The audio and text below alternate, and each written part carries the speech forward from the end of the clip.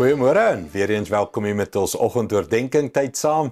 Nou ek het Sondag begin praat oor die genesing van PTSD en baie mense dink dit is net, ekskuus vir die taal want dis 'n ernstige situasie, maar baie mense dink is net bomskok. Nee, baie mense dink is net weermag mense wat weet 'n groot oorlog was wat sukkel daarmee.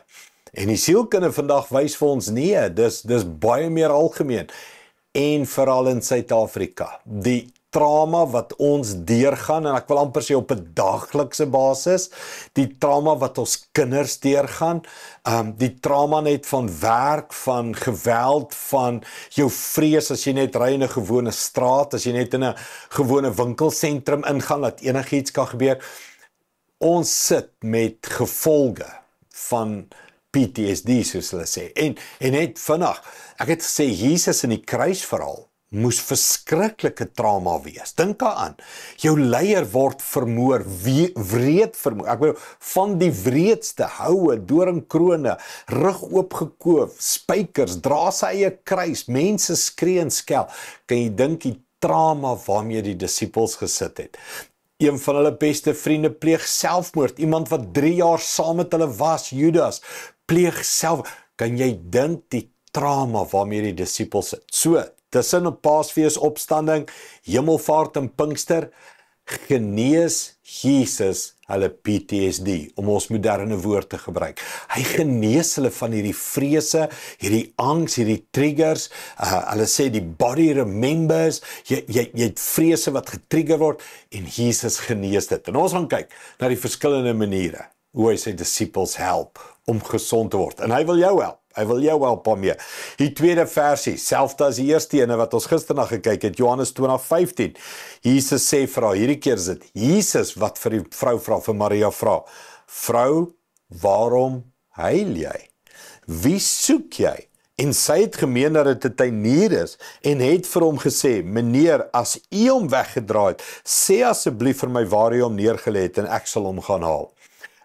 2-3 beginsels. 1, weet jy waaroor huil jy? Weet jy hoe erg is die trauma waardeur jy in jou lewe is? En hierdie is nie 'n soetsappige, ag kom ons huilsaam storie nie. Dis net, weet jy die goed wat jy al moes hanteer? Weet jy die emosionele krag wat jy binne in jou bymekaar moet hou om net die volgende dag op te staan en weer 'n tree te gee? Weet jy waaroor huil jy? Tweedens, wie soek jy? En hier is die genesing.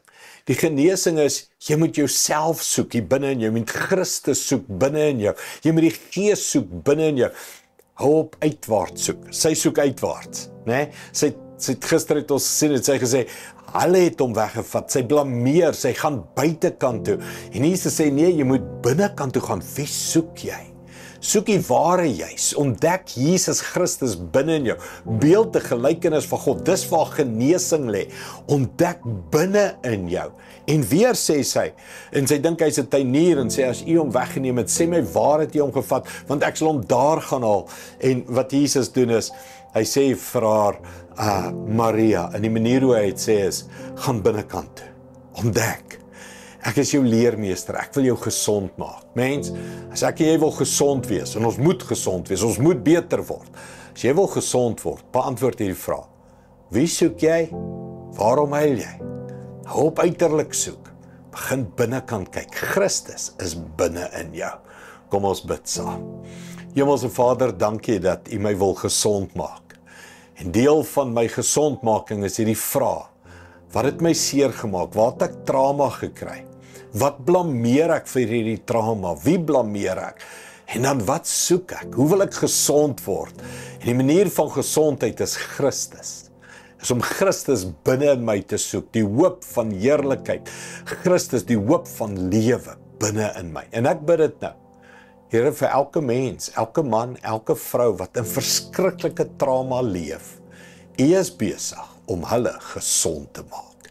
Dankie daarvoor in Jesus naam. Amen. Dankie liewe vriende, sien jou weer môre. Trots geborg deur Evergreen Turf.